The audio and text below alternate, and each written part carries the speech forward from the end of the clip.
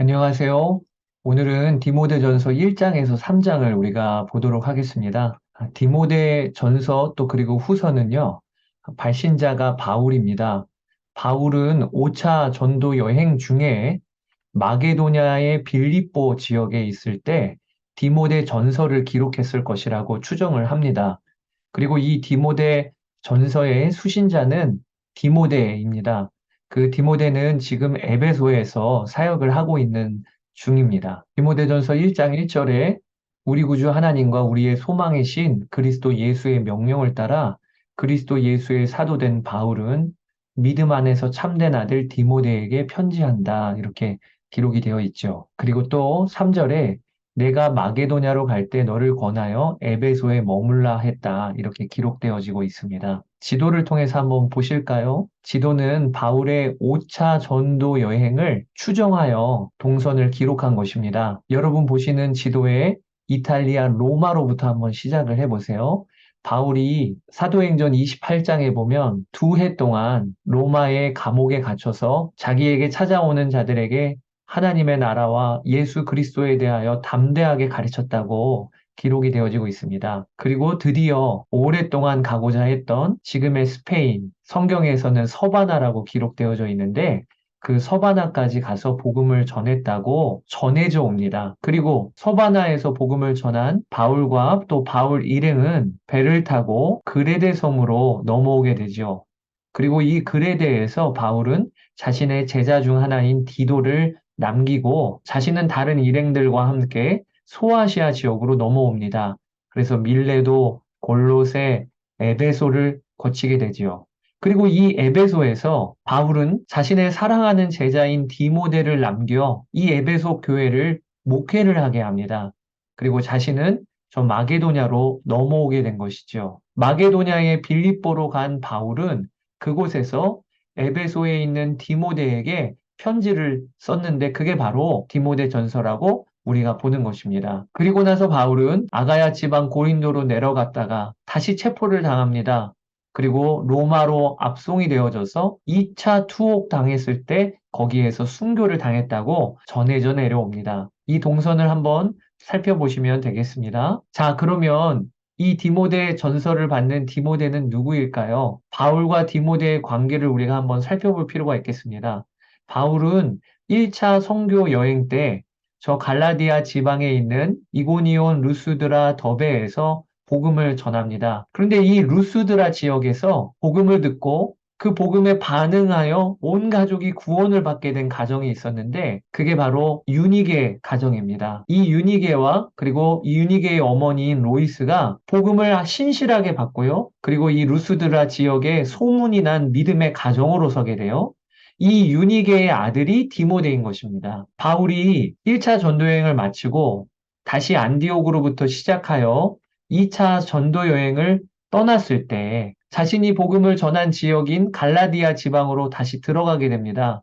여러분 보시는 지도의 박스 안에 더베, 루스드라, 이고니온 이렇게 갈라디아 지방을 거쳐서 2차 전도 여행이 진행이 되죠.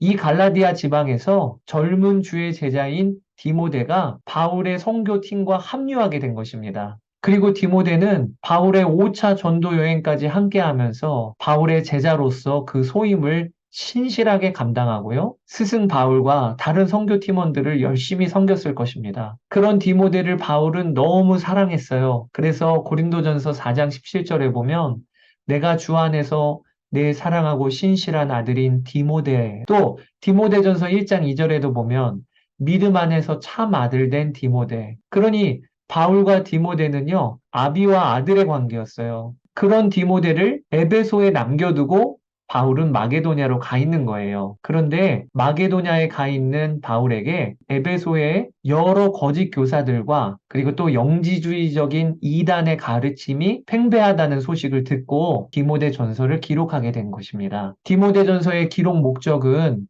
첫 번째, 교회 안, 특별히 에베소에 들어와 있는 거짓 교사들의 이단적인 사상에 대해서 경고하고 그리고 영적인 지침을 주기 위하여 기록을 했고요. 또 여러 거짓 교사들과 이단들의 가르침에 대항하여 교회를 지켜야 될 사람들이 교회의 직분자 아니겠습니까? 교회의 직분자들을 선정하고 세우는 데 있어서 어떤 기준으로 세워야 할지 디모데에게 가르침을 주는 내용이 디모데전서에 아주 또 중요하게 들어가 있습니다. 또 마지막으로는 아들과 같은 디모데를 사역자로서 어떻게 사역을 해야 할지 교훈하기 위하여 디모데전서를 기록을 하였습니다. 그런 점에서 디모데전서 그리고 후서, 디도서는 바울 서신 중에서도 목회 서신이라고 분류를 하고 있는 것입니다. 자녀와 같은 제자 디모데와 디도에게 목회적인 지침을 가르쳐 주기 위하여 쓴 서신이라는 뜻인 거죠. 자, 디모데전서는 이렇게 구성이 되어져 있습니다. 총 6장까지 되어 있는데요. 오늘 살펴볼 1장에서 3장까지는 교회 생활에 대한 가르침과 또 거짓 교사들에 대한 경고 담고 있습니다. 그리고 내일 살펴볼 3장에서 6장까지는 목회자인 디모데에게 주는 목회적 교훈이 담겨져 있습니다. 자, 이런 전체 구성을 아시고 오늘 1장에서 3장을 우리가 한번 차근히 살펴보도록 하겠습니다. 먼저 바울은 1장에서 에베소 교회 안에 지금 들어와 있는 다른 교훈들에 대한 경계를 하고 있습니다. 1장 3절에서 4절에 보면 어떤 사람들을 명하여 다른 교훈을 가르치지 말며 신하와 끝없는 족보에 몰두하지 말게 하려 함이라. 이 편지를 쓴 중요한 목적이라는 거예요. 다른 교훈이 있고 또 신하와 끝없는 족보에 몰두하게 하려는 이런 거짓 교사들의 활동이 있었다는 것입니다. 바울은 이것들은 하나님의 경륜을 이룸보다는 도리어 변론을 내는 것이라. 말만 많게 하고 그리고 누가 옳았냐를 통해서 성도들이 갈라지는 일만 벌어지는 아주 교묘하고 그리고 우리의 영적 성장에 무해한 것이라는 겁니다. 여러분, 이 다른 교훈이 무엇일까요? 바로 율법주의입니다. 6절에서 7절을 보면 사람들이 이에서 벗어나 헛된 말에 빠져 율법의 선생이 되려 하나.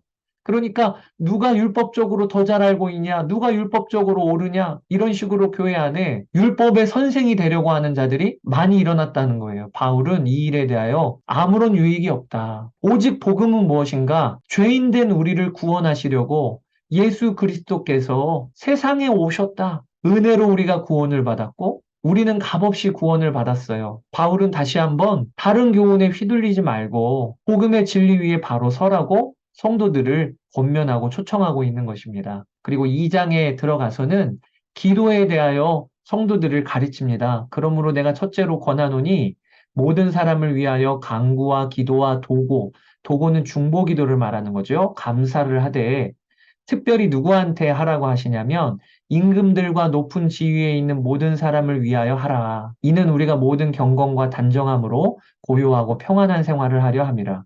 그러니까 바울은요, 당시에 교회와 성도들을 박해하는 특별히 네로 황제가 성도들을 잡아 죽이려고 하고 있지요. 그런 무서운 핍박의 시대인데도 불구하고 임금들과 높은 지위에 있는 모든 사람을 위하여 기도하는 것이 하나님이 받으실 만한 것이라고 그렇게 가르쳤어요. 이건 오늘 우리에게 주시는 아주 중요한 교훈이 있는 것입니다. 우리가 우파냐 좌파냐 상관없이 이 나라 안에 세워주신 지도자들을 위하여 기도해야 돼요. 하나님을 경외하는 자들 되게 해주시고 또 하나님의 지혜가 부어져서 바른 결정을 하게 해주십시오. 이게 우리 그리스도인들에게 주어진 중요한 영적인 책임이라. 나를 박해하고 핍박하는 이들을 위하여 기도하고 그들에게 선을 베푸는 이 기독교인들을 보고 하나님은 모든 사람이 진리를 아는 데 이르기를 원하시는데 기독교인들을 통해 교회를 통해 로마의 황제도 바꾸시고 그리고 로마의 고위직들이 회개하고 돌아오게 하는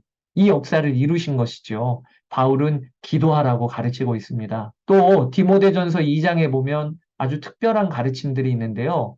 먼저는 남자들에게 남자들아 거룩한 손을 들어 기도해라. 그러면서 아주 특별한 말씀이 이어지고 있는데 그냥 읽어드려 볼게요. 이와 같이 여자들도 단정하게 옷을 입으며 소박함과 정절로서 자기를 단장하고 따은 머리와 금이나 진주나 값진 옷으로 하지 말라. 또 여자는 일체 순종함으로 조용히 배우라. 여자가 가르치는 것과 남자를 주관하는 것을 허락하지 아니하노니 오직 조용할지니라. 또 여자들이 그의 해산함으로 구원을 얻으리라. 이런 말씀이 이어지고 있어요. 여성분들, 요 디모데전서 2장 말씀을 읽으면서 시험 들지 마시기 바랍니다. 이게 진짜 시대를 초월한 진리의 말씀이 맞을까? 이런 의심이 드시는 분들 계시죠? 여러분, 이 디모데전서 2장은요, 그 시대 상황을 이해하고 읽으셔야 돼요. 초대교회 안에, 특별히 에베소 교회 안에 영지주의 이단이 와서 활동을 했습니다. 영지주의는 두 가지 큰 특징이 있습니다. 하나는 지식이 중요하다라고 가르쳤어요. 영적인 지식, 그래서 영지주의입니다.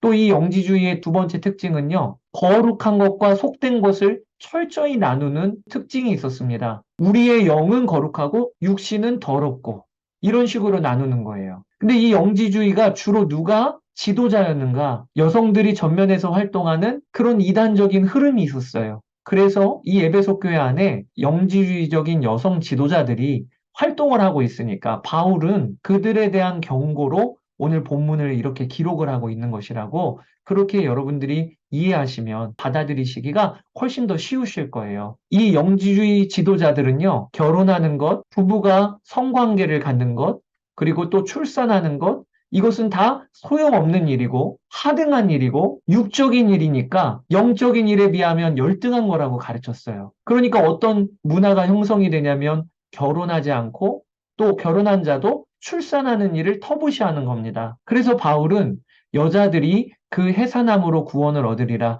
이 말은 하나님이 정해주신 원래 질서는 결혼하고 부부가 하나님이 허락하신 안에서 성관계의 기쁨을 누리고 그리고 해산하는 일이 하나님이 허락하신 일이고 우리에게 주신 복이라고 하는 것을 가르쳐 주고 있는 거예요. 그 다음에 3장으로 넘어가서 교회의 직분자의 자격에 대하여 이야기를 해주고 있습니다. 여러 이단적인 가르침과 또 율법주의가 흔드는 상황 가운데 교회가 든든하게 서 있으려면 교회의 리더들이 바로 서 있어야 되지요. 그래서 바울은 디모데에게 교회 직분자를 세울 때는 이런 기준으로 세우라라고 권면을 해주고 있는 것입니다. 두 가지 직분이 나오는데요. 하나는 감독입니다. 근데 이 감독은 지금으로 따지면 교회의 목사와 장로라고 보시면 되겠어요. 교회의 목사나 장로로 세워지려면 어떤 자여야 하는가? 책망할 것이 없으며 한 아내의 남편이 되어야 한다. 혹은 남편의 아내가 되어야 한다. 이렇게 적용을 지금도 할 수 있겠죠. 또 절제하고 신중하며 단정하고 나그네를 대접하고 가르치는 일에 은사가 있고 술을 즐기지 아니하고 폭력이 없고 오직 관용하고 다투지 아니하고 돈을 사랑하지 아니하고 자기 집을 잘 다스리고 자녀를 믿음으로 세우고 또 뿐만 아니라 외인에게도 선한 증거를 얻는 자여야 한다. 이게 아주 저는 붙들어져요. 여러분, 교회의 직분자는요, 교회에서만 인정받고 존중받아서는 안 됩니다. 사회에서도, 야, 어떻게 저렇게 살까? 이게 교회의 감독의 직분이라는 것입니다. 또 두 번째 직분입니다. 집사입니다. 집사는 일꾼인 거예요. 교회의 구석구석을 섬기는 일꾼이에요. 이 집사의 자격 조건이 무엇이냐? 말로 시험 들게 하고 말이 많아서 사람들을 무너뜨리는 것은 집사의 자격이 아니라는 것입니다. 그리고 집사는 술에 임박히지 아니하고 더러운 이익을 탐하지 아니하고 또 깨끗한 양심을 가진 자여야 하고 복음이 분명한 자, 믿음이 분명한 자여야 한다고 합니다. 또 자기와 자기의 집을 다스리는 자여야 한다. 사랑하는 집사님들, 또 사랑하는 권사님들, 또 사랑하는 성도님들, 우리는 다 교회를 세우라고 하나님으로부터 직분을 받은 자예요. 우리의 입술이 정결하고 또 우리의 마음이 믿음 위에 굳건히 서 있게 되시기를 주의 이름으로 축복합니다. 자, 여기까지 디모데 전서 1장에서 3장을 살펴보았습니다. 우리 다음 장에서 뵙도록 하겠습니다. 감사합니다.